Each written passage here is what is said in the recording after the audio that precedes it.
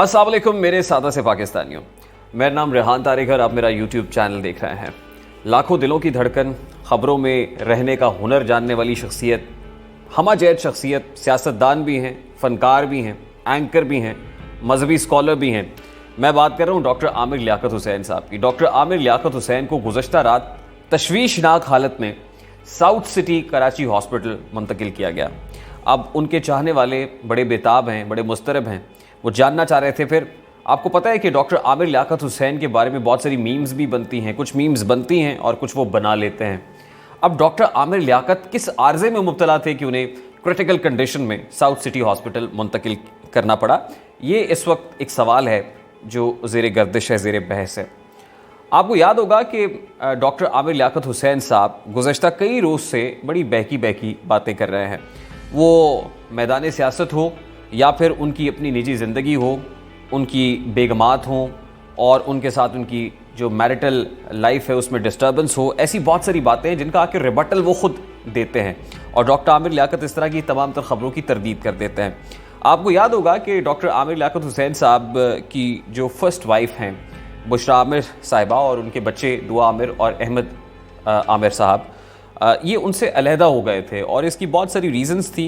और आपको पता है कि जब इस तरह को मामला होता है तो उसकी one of the prominent reasons कोई ना कोई खातून होती हैं और वो खातून भी मीडिया से वाबस्ता थी। वैसे तो बुशरा आमिर साहिबा भी उनका हाथ बटाती थी मीडिया में, उनकी फ़लाई तंजीम में जो उनकी वालदा की नाम से है, उस हवाले से भी काफ़ी हेल्पफुल थी और बड़ी पढ़ी लिखी खातून थी।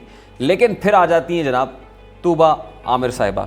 और तूबा आमिर साहिबा, आपको पता है कि डॉक्टर आमिर लियाकत हुसैन साहब की टीम में काम भी करती थी और उनके साथ फिर जो है उनकी शादी हो गई।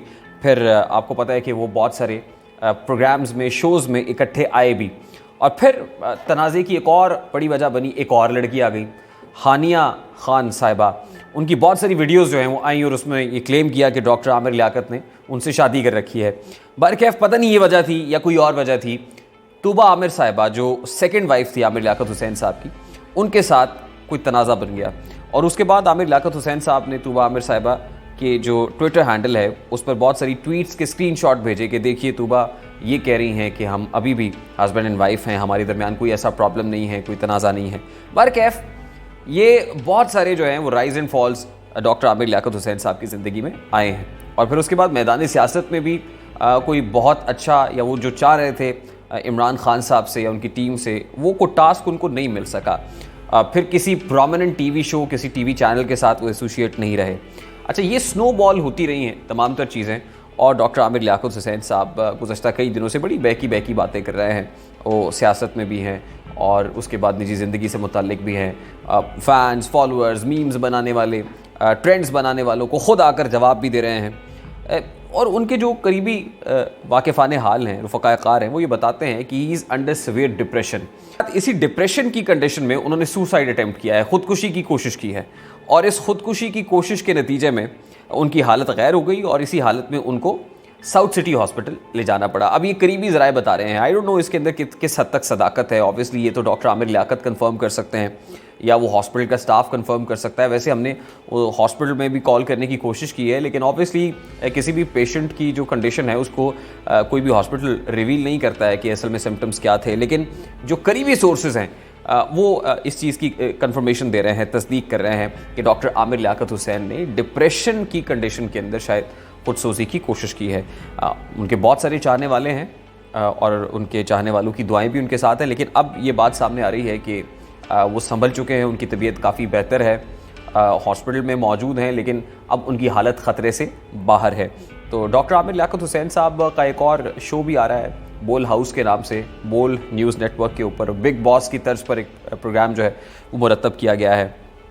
हम होप करते हैं जी कि जिस तरह डॉक्टर आमिर लियाकत को चहकता महकता झलमिलाता सितारा देखते हैं हम टीवी चैनल्स के ऊपर और फिर तकरीरों के अंदर, उनकी गुफ्तगू के अंदर, वो उसी तरह से दिखाई भी देंगे और इसमें कोई दो राय नहीं है। डॉक्टर आमिर लियाकत हुसैन साहब को अल्लाह ताला ने वो सलाहियत दी है, वो उन खसूसियात से नवाजा है कि जिसके बिना पर अल्लाह ताला ने उनको वो फेम, वो शोहरत भी दी, वो दौलत भी दी, वो इज़्ज़त भी दी और वो उसको डिज़र्व भी करते हैं। लेकिन ऑब्वियसली हर एक शख्स का कोई ना कोई बैड फेज़ लाइफ में होता है, उतार चढ़ाव आते रहते हैं, आजमाइश का वक्त होता है। तो मेरा ये ख्याल है कि डॉक्टर आमिर लियाकत हुसैन साहब का वो बैड फेज़ या बैड पैच चल रहा है हम सब मिलकर दुआ भी करते हैं कि अल्लाह ताला जल्द अज जल्द उन्हें इस बैड फेज से निकाल लें और वो फिर उसी तरह उसी रौनक के साथ और उसी खुशगवार चेहरे के साथ उसी खिलखिलाती मुस्कुराहट के साथ लोगों के चेहरों पर भी मुस्कुराहटें बिखेर सकें। इज़ वेरी आर्टिकुलेट, बहुत आर्टिकुलेट हैं वो। रमज़ान ट्रांसमिशंस का ट्रेंड पाकिस्तान में लाने वाले हैं। वो गेम शोज़ करते हैं तो पता चलता है कि एक शख्स एंटरटेनर है। वो मजहबी प्रोग्राम करते हैं तो पता चलता है कि मज़हब के ऊपर इनकी काफ़ी ग्रिप है।